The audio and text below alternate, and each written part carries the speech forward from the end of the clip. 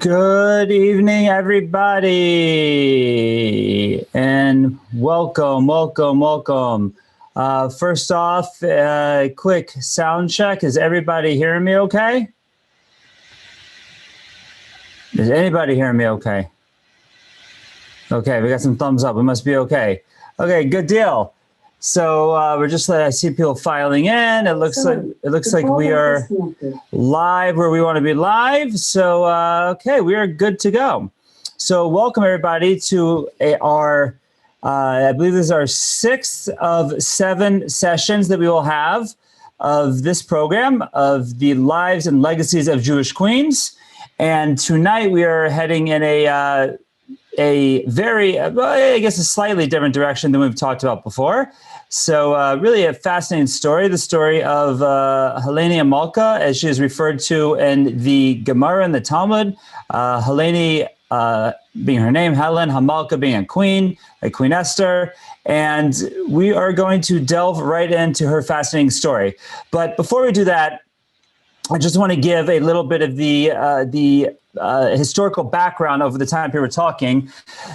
First of all, for this week, and then we will reiterate it next week, because our last 2 queens in the series, Helena tonight and Bernice next week, they're contemporaries. They're right at the same time, and it is at probably the most tumultuous time of Jewish history.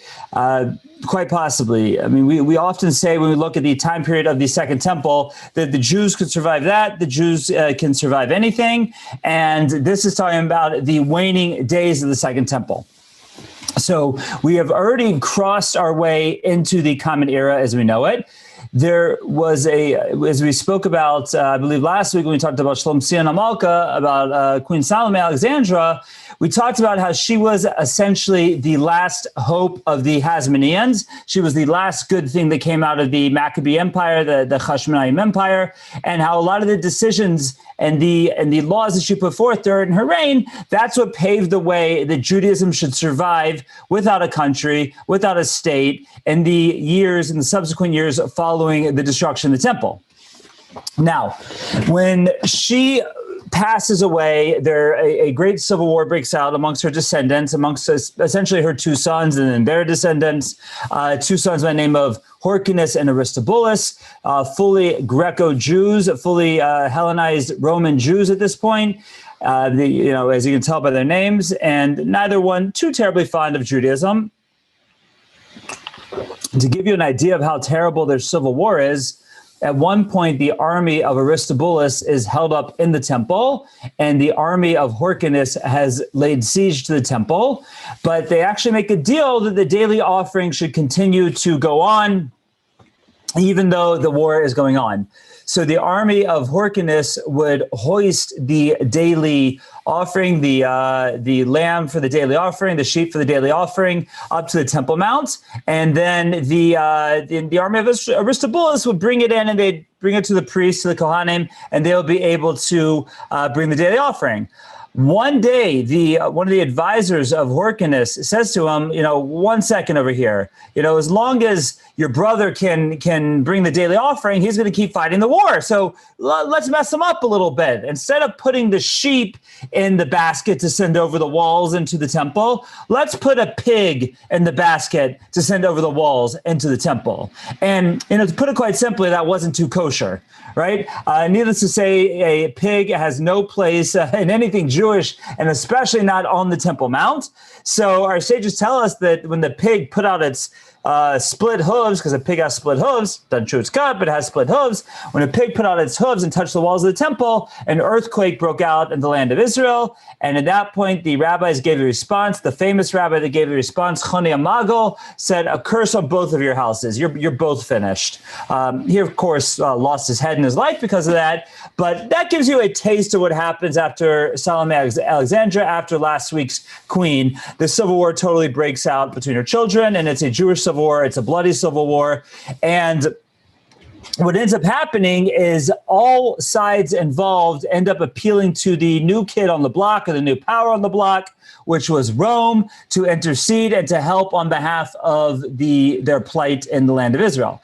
But, you know, as things go in history, when you invite the bear for lunch, he usually stays for dinner. And that's what happens with Rome. So there's a slow and steady process that eventually Rome makes their way into Israel, first under the lead of Pompey, then under the lead of Julius Caesar, then under the lead of Mark Antony, then under the lead of Octavius/Augustus.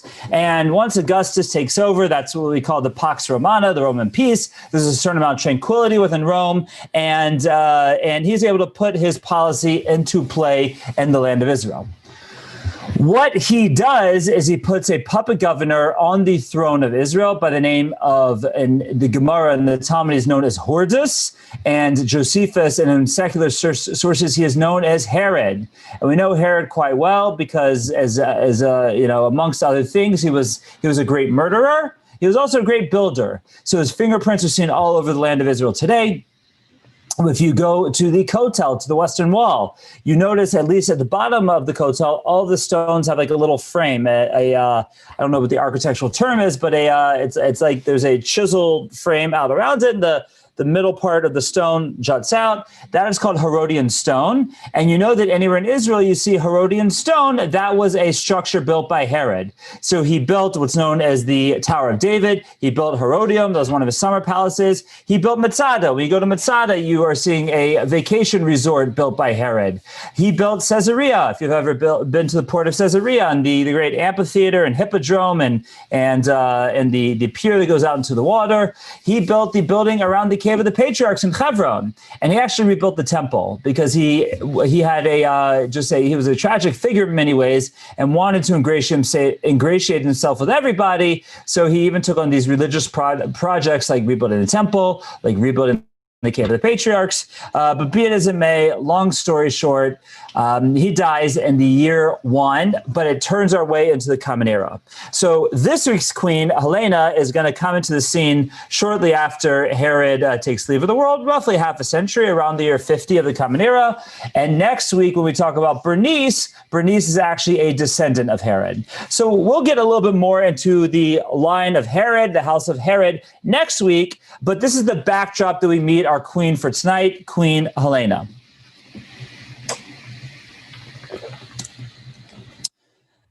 Now, Helena comes from a kingdom known as the Abadian kingdom, the kingdom of Abdin. She was Helena of Abadin. She comes from the Abadian kingdom, which was part of the Assyrian Empire and modern day Iraq. If you're familiar with Iraq at all, I'm not. I know there's been a couple of wars there during my lifetime, but in the area known as Kurdistan, there's a small city named Irbol, and that was about where this kingdom that Helena came from was. So, but the kingdom was known as Abadin. That was a small kingdom. It had fallen under the influence of all its neighbors, first the Persians, then the Parthians. But at this time in the 1st century, it was a semi-autonomous country. Now, at this point, it is not a Jewish country in any way, shape, or form. This is their religion was probably Zoroastrianism. That was the main Persian or Parthian religion.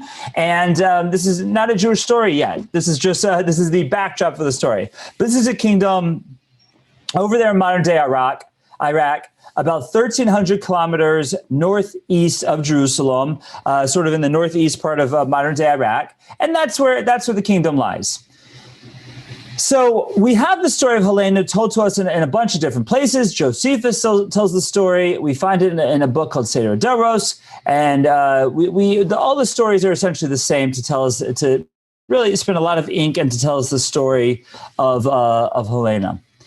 Now, what was, would be eye-raising and sounds scandalous to us here in 2020 is that, but it was quite normal in these Parthian/Persian kingdoms that took place in that time, that she was married to a man who is told to us by historians, his name was either Munbazus or Bazus.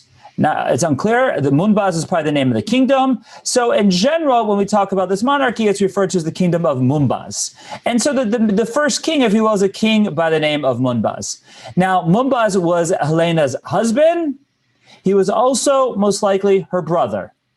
Okay, so yes, that sounds scandalous to us in 2020, but up until the Habsburg Empire and the Austrian-Hungarian Empire, one of the ways that they were defeated is because they had so much intermarriage amongst the family, that there was so much birth defect and all that they just died out. So you see that was even up until the 19th and even early 20th century, that these royal houses would intermarry amongst themselves, and the house of Munbaz was no different. So our Queen Helena, again, long before talking about anything Jewish, was married to her brother. Now, yes, even at that time, it was a prohibition to the Jews to marry a sibling, to marry, the ancestral relationships were already given, roughly 1,300 years before this at Sinai. So this is definitely not a Jewish thing, but it is not a problem in the part of the world that they live in. But she marries her brother, King Munbaz, and they have two children. The oldest name was Munbaz II, right? Pretty creative name there. And the second one's name was Izates. Now, Izates, even though he was the, I'm sorry, let me correct that for a minute. King Munbaz had two sons that we know of. He probably had more. He definitely had more. We'll see later. His oldest son was Munbaz II from a different wife, but Helena was his more beloved wife. So her oldest, which was his second oldest, most likely, was Izates. And he wanted Izates to be the heir to his throne, even though he wasn't the oldest, even though he had Munbaz II, who was his oldest. So he wanted to protect the favoritism that he showed to Izates from all the other brothers. So he sent him off to another kingdom, a kingdom known as Abeniring. I'm sorry, the king's name was Abeniring, and the kingdom was named Charax Sapshini. I don't know how you say that exactly in Babylonian, but that was basically roughly 900 kilometers southeast of Abedin, where Helena and Munbaz lived. And there was a king there that they were an ally of, and they married off Izates to Samacha, his daughter, and that is where he remained safe. Now, that is in the modern-day Basra area of Iraq, if you know modern-day Iraq, but again, about 900. Now we're more towards southeast Iraq, and that's the area we're dealing with. Okay, I saw a question pop in here, so let me just grab that in the chat. A question from Michael. Michael said, intermarriage ancestral relationships are a holdover from the Roman rule. Well, we're still very much in the Roman rule. In other words, this part of the country, even though this particular kingdom seems to be semi-autonomous, the Roman Empire is ruling the world. So that is definitely the sentiment in the world at that time period. Okay, now, around the time of our story, Munbaz, the king Munbaz, Helena's husband, dies.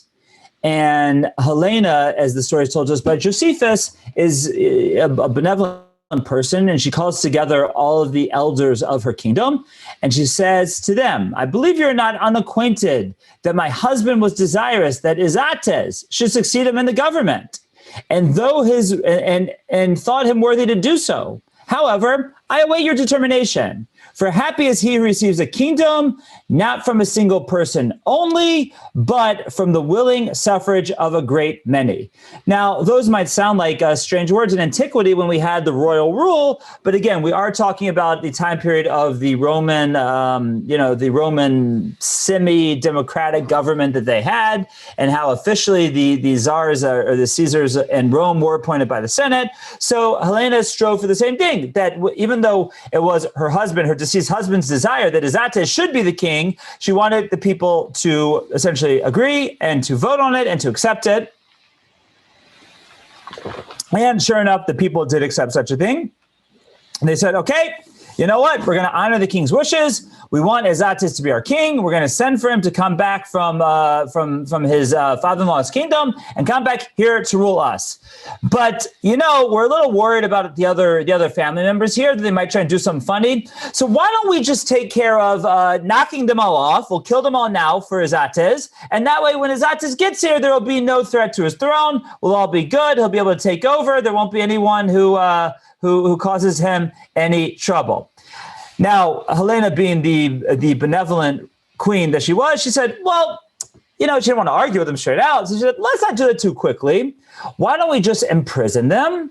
And then when Ezates gets here, we'll let him make this decision. And the elders agreed.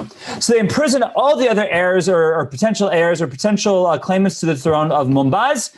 And they appoint Mumbaz II, the older half-brother, to watch things until Ezates gets there. Ezates comes a lot quicker than they expected, and Mumbaz II has no pretension to the throne. That's one of the reasons why they put him in charge. So he right away takes the crown, puts it on his younger half-brother's head, and says, okay, here's your kingdom. I'm here to help you with whatever you want. What should we do with all the other family members? Ezates says, I'm not going to do anything to harm them, but I do understand the threat that they pose. So therefore, we are going to send them out of the kingdom. And, you know, what was typically done in antiquity is that you would, quote unquote, enslave someone who you want to keep an eye on by sending them to far-flung places of the empire, for far-flung governors of the empire to, so to speak, keep an eye on. And that's what happened with all the potential claimants or the potential troublemakers to the throne of Ezates. Okay. So still nothing Jewish yet, by the way. We're still dealing with Zoroastrians. We're still doing non-Jews, non-Jewish empire. Nothing Jewish to report yet at this point. So now you might be wondering, okay, Rabbi, we're like almost 20 minutes into this class here. This is supposed to be Jewish queens. You promised us a Jewish story. What is the Jewish story over here? Okay. So let's get to our Jewish story. When Ezates was still living in the Charaxapisi Empire with his father-in-law and his wife, he fell under the influence of a Jewish merchant by the name of Hananiah. And he became interested in Judaism, and he started studying Judaism, and it struck a chord with him. Around the same time, Helena, his mother, became interested in Judaism back at home in the Aberdeen Empire. So you have, as the story is told to us, that both the son, the heir apparent before he becomes the heir, and the mother are becoming interested in Judaism. And both essentially start studying about Judaism, adopting Jewish customs. Now you might say, like, really, that sounds pretty strange for a royal family, for an aristocratic family in antiquity to just like decide to become Jewish. So in truth, this is, I have to admit that I told a little bit of, I won't call it a lie because I made a mistake last week when I talked about our next series. I announced that we're going to be doing the coffee talk with Rabbi Landis. That's actually going to be another program. We're starting not on Tuesday nights, but on Tuesday night, our next series is going to be great converts in Jewish history. And we're going to talk about a number of just famous converts throughout our history. So when we get to this period that we're in now, we're going to see that there is a tremendous population boom of the Jewish population in the world. That according to all accounts, the Jews get to the point where we are almost to the size that we are today, making up almost 10% of the Roman Empire. And that was a tremendous population boom. And historians are somewhat baffled by what exactly was it that caused this Jewish population boom, because it didn't make sense based on birth rate, based on other things that usually lead to population boom. It was definitely a tumultuous time for the Jews because the kingdom's falling apart. We have the descendants of Herod on the throne. We'll see about them more next week. But the kingdom in many ways is falling apart. As we said, we have the Hillel and Shammai who came in after Shlomo and made Judaism a religion that could survive without a state. So we do have that going for us. But what's this great population boom? So the story that's told by our sages is when the Jews returned to Israel at the time of the Second Temple. So we're backing up now about 400 years. When the Jews come to rebuild the Second Temple, The religious governing body at the time was known as the Anshe Knesset Hagadola, the men of the Great Assembly. Now, the Anshe Knesset Hagadola is made up of 120 great rabbis, and that was like the executive branch of the government at that time. You might recognize the middle word that I'm saying there, the Knesset, the Anshe Knesset Hagadola, the men of the Great Knesset, because the modern day Knesset in Israel is loosely based after this body of the Anshe Knesset Hagadola from 350 before the Common Era. The Anshe Knesset Hagadola of antiquity had 120 members. The Knesset in Israel today, that's where they get their number from, of having 120 MKs, 120 members of Knesset, 120 ministers. The Anshe Knesset Hagadola led the country. The Knesset in Israel leads the country. The Anshe Knesset Hagadola was made up of many great Jews, rabbis, scholars, respectable men. The Knesset in Israel has 120 members. The Anshe Knesset Hagadola was revered by everyone who looked at it. The Knesset in Israel has 120 members. You see, obviously, the comparison ends there. But be it as it may, that was where the rough concept of the Knesset does come from. So the Anshe Knesset Hagadola makes a number of enactments, a number of decrees when they get back to the land of Israel, and they make decrees to try and make sure that the Second Commonwealth is going to be a success. One of the things they do is they write our prayer book as we know it. They write the Siddur as we know it, the Midah and the prayer service that we have today that's written by the men of the Great Assembly. They are the ones that canonize Tanakh, the 24 books of Tanakh that we have. That is given to us by the Anshe Knesset Hagadola. Another thing that they do is they look at what was the, so to speak, downfall of the previous Commonwealth, of the first Commonwealth, to which our sages say that the community was so entrenched and the three cardinal transgressions of the Jewish people of sexual illicit relationships, of idol worship, and of murder. That was the three things that were running rampant during the first Commonwealth. That's why the first Commonwealth comes to an end. So the men of the Great Assembly want to make sure that the second Commonwealth won't fall to the same evils of the first Commonwealth. And they knew that there was a great desire for these things amongst the people. So they get together and they proclaim a number of fast days, and they pray to the Almighty that the evil inclination within mankind should decease, or the evil inclination specifically for the worship of idols should cease to exist. And our sages tell us they were answered in the affirmative, that a fiery lion came out of the Holy of Holies, and that represented, so to speak, the desire within mankind to worship idols. We see from there how fascinating that desire must have been if it's represented by a fiery lion coming out of the Holy of Holies. But because they caught it, they poked the eye out, they put it away, and that was the end of the desire to worship idols. So if you ever wondered why, when you walk past a statue, or you walk past a Buddha, or you walk past any of these things, you have no desire to get down on the ground and bow to it. But the way that our sages described it is there was a tremendous desire for people to be involved in idol worship and paganism. So at that point in the world, paganism is basically extinct. Now, it still exists in the world today, but at least the desire for it is really gone from the world. And therefore, we see paganism start to crumble. And this is the forerunner for Christianity. Because you ever wonder how the Roman Empire could so quickly turn into a semi-monotheistic empire? Well, the reason is because paganism was completely bankrupt. And even though it took another 600 years or so for it to play out, they were doing it in motion, but they weren't doing it with kavana, so to speak. They weren't doing it with real intent and fervor and desire, because there's no more desire within mankind for paganism. The first major manifestation of that is that circa the turn of the Common Era, circa first century, there is just mass numbers of Gentiles converting to Judaism. And we have some very famous converts who are converting to Judaism, and those some of them are going to talk about in the next session. And one of them we're talking about here tonight. This Queen Helena was a queen of a empire that was 1,000 miles, 1,000 miles away from Israel, but she came under the influence of Judaism and was looking for something, was seeking something. Paganism was bankrupt, so she chose Judaism. So we might look at it and see you think about something crazy crazy. Like the son of the president converting to Judaism or the daughter of the president converting to Judaism. I mean, that is such a crazy idea. Who would ever think of such a thing where the daughter of the president of the United States would convert to Judaism? Oh, wait, one second.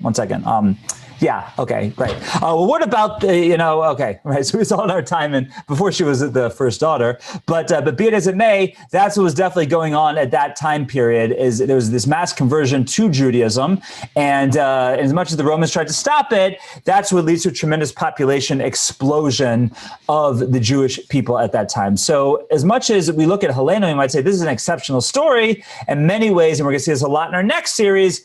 I won't quite say it was the rule, but it was definitely what we would call in Hebrew a miuda matsui. It was a founded thing that you would have people even and amongst the aristocracy. We're going to see many famous aristocratic Gentiles who are going to convert to Judaism at this time, and Helena is just one famous example because number one, she was a queen, and number two, we're going to see that now as we see her start to make her way down her Jewish path, we're going to see what her interaction was with the Jewish people. Okay, let's start now for questions up until this point. Questions, comments, concerns, good jokes, anything that needs a little clarity from what we said so far? Okay, so let's keep going. Hopefully I'm either making sense or boring the daylights out of you, so you don't have any questions to say. Okay. So now we have this situation. Now, by the way, a lot, as I mentioned before, one of the sources we have for the story of Helena was for some kind of just interesting reason. She's given a lot of space in Josephus. Josephus being, being really the main history book of the time. She is given many significant amount of space in the 20th book of the Antiquities of the Jews, and it's a little unclear why, but we'll see her where she plays in. But one thing is most likely for certain is that she was a contemporary of Josephus, and Josephus probably knew her. So when Josephus is writing the story of Helena, he's not writing something from the past. He's not writing something from hearsay. He is most likely writing the story of a person that he knew personally, person that he knew on his own. Okay, so we have the situation here with Izates, who's now the king of the Mumbaz Empire, and we have his mother, and both of them are interested in Judaism. And upon Izates coming and taking the throne and reuniting with his mother, they are able to learn from each other that they have both been exploring the religion of the Jews. But Helena begs her son to keep it quiet because even though, like I said, it was a somewhat known thing back then, there was concern that if it would get out that here the aristocracy, the king, the queen's mother had converted to Judaism or were interested in Judaism, that could endanger him amongst his subjects. So therefore, she begged her son to keep their Jewish interests secret to the kingdom. And their teacher, Hananiah, or at least Izates' teacher, Hananiah, agreed that was smart, that it was smart that they should keep it secret, keep their practice of Judaism in private. Sometime later, after he's ruling the kingdom, we see that Izates falls into the influence of another Jew by the name of Elazar. And Elazar took a very different approach than Hananiah. Elazar essentially prevails on Izates and says to him, stop straddling the fence. If you're in, get in. If you're out, get out. But stop, pretending like you're a Jew in private. Be a man already. Be a Jew. Be a Jewish man and show it to the world. So much to the chagrin of his mother, he comes out of the closet as a Jew. He hires a surgeon to perform his bris milah, his circumcision. And at that point, Helena and Hananiah, the other teacher, are both fearful of the backlash that would follow. And but at least for the initial time period of him being an outed Jew, he is unmolested by others in his empire, and we see that there are some attempts to thwart his kingdom, some attempts of anti-Semitism at the time. But the Almighty is able to protect him, and he's able to survive and remain as king on his throne. Now, there is another story told in the Midrash of how and when he got circumcised. It was not at this time; it was actually an earlier point. point. And in truth, according to the Medrash, he had also prevailed on his older half-brother, Mumbaz II, to start following Judaism. So both of them got or underwent circumcision, underwent bris milah in hiding when their father was still alive. Helena found out about this. So in order to hide what her sons had done from her husband, she told her husband that the boys both had warts on their male organ and went for surgery to get the warts removed. The surgery is called circumcision, and that's why they underwent this surgery. Okay, be as it may, whether he got circumcised earlier, whether he got circumcised later, we know that he was definitely basically a Jew in hiding until this point, and now he comes out as a Jew. He is initially protected by the Almighty. He miraculously survives a lot of attempts to thwart his kingdom, but he's able to live as a Jew. Now, Helena, seeing that she's finally, now that her brother can live as a Jew, she can live as a Jew, they can come out and seeing that they have the protection of the Almighty in their kingdom, she wants to show her benevolence for the God of Israel. So she makes a pilgrimage to the land of Israel, the 1,300 kilometers to Jerusalem.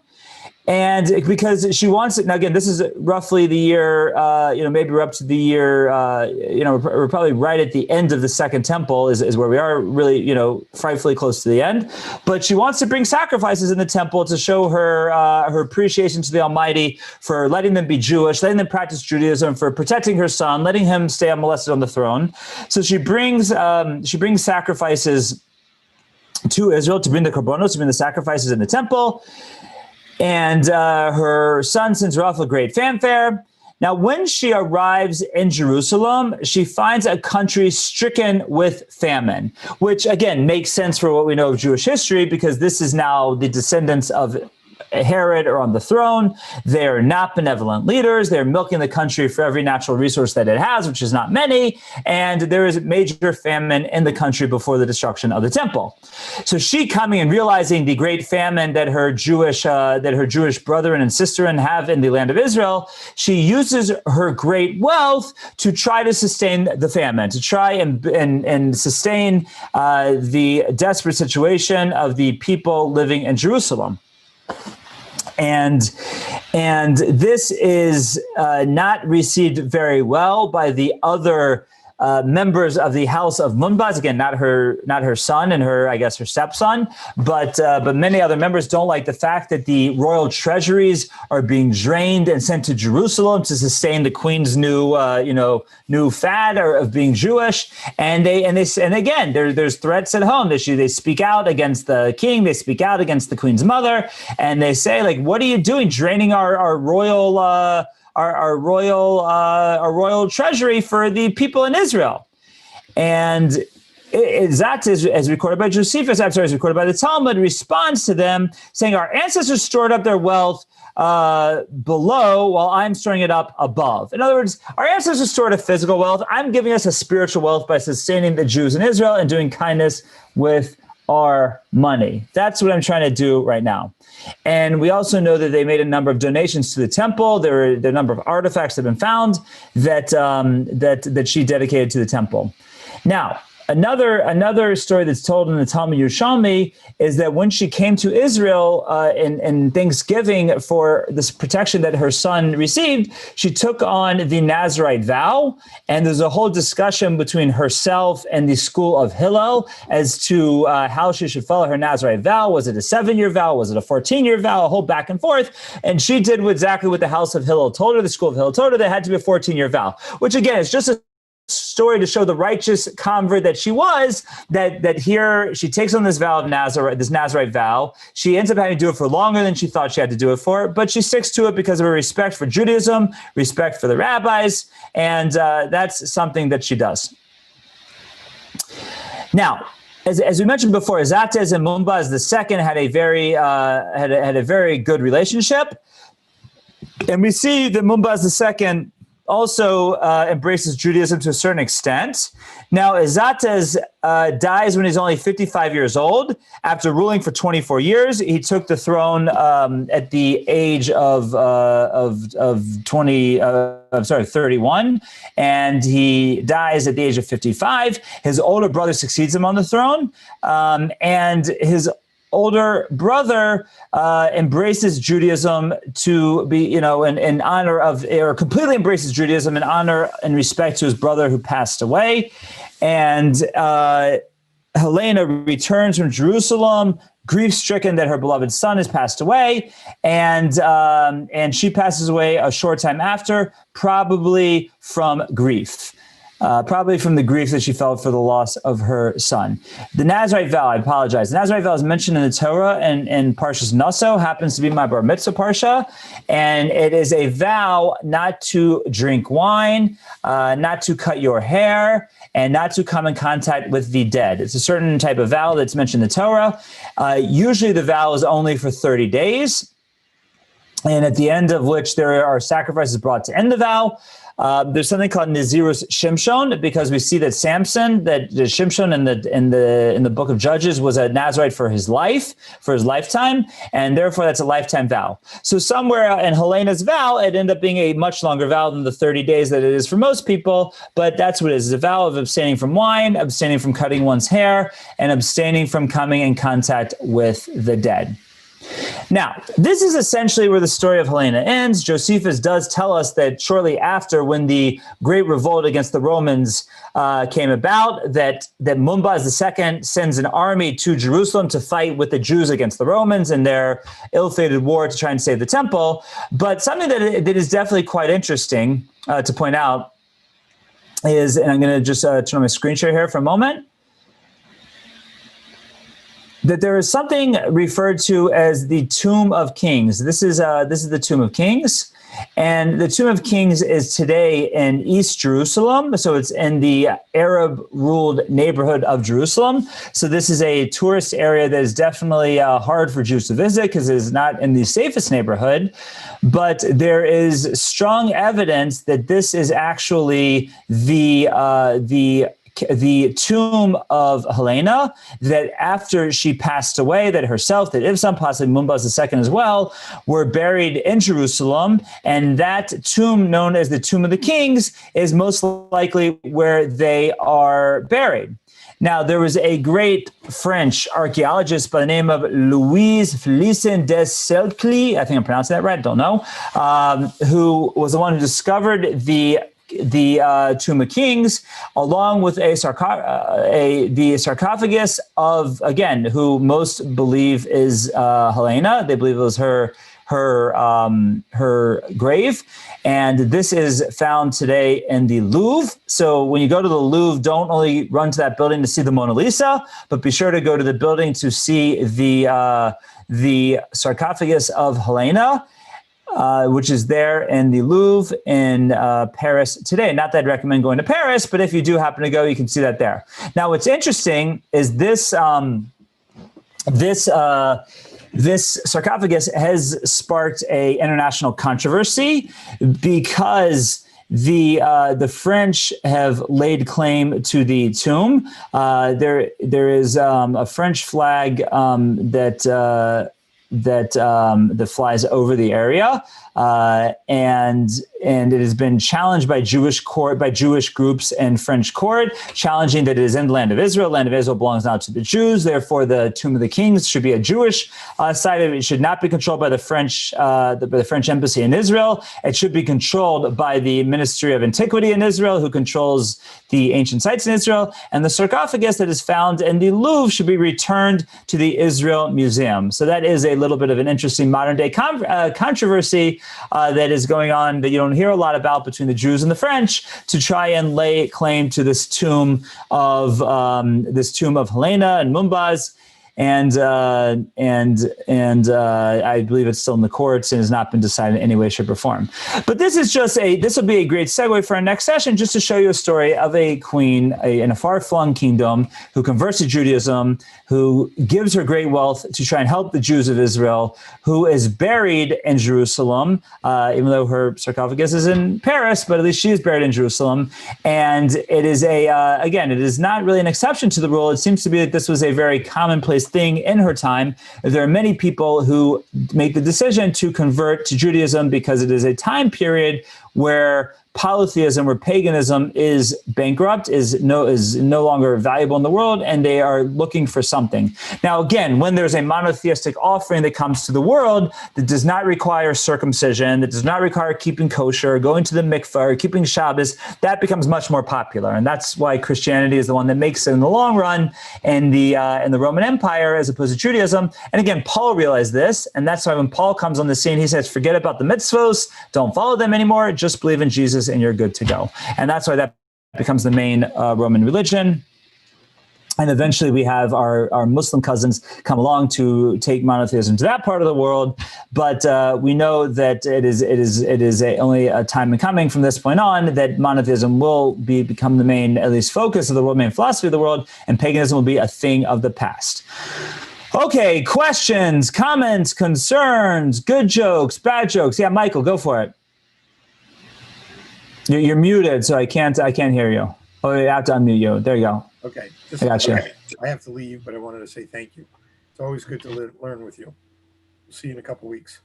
The pleasure is all mine, Michael. Thank you. By the way, if anyone needs, this talk was inspired by an Israel bond, Michael's your man. Be sure to talk to him.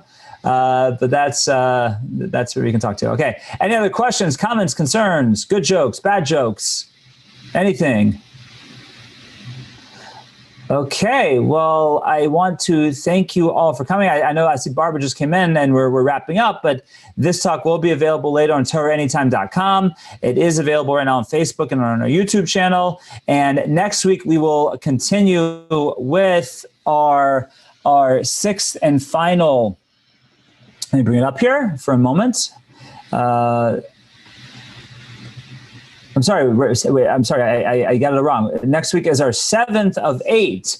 We have Bernice next week, and then we'll wrap up with Judith. I'm sure Joanne was wondering when we're going to talk about Judith because she's an expert in the subject. I'm actually going to let her teach that session.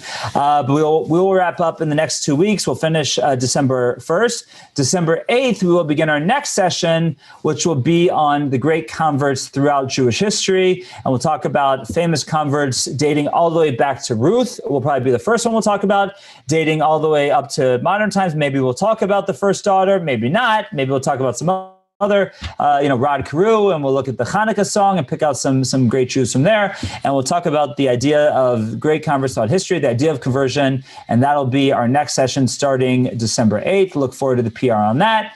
And with no further ado, I bid you all a good evening, and we will see you all again next week. Everyone have a wonderful, wonderful week. Thank you. Thank you.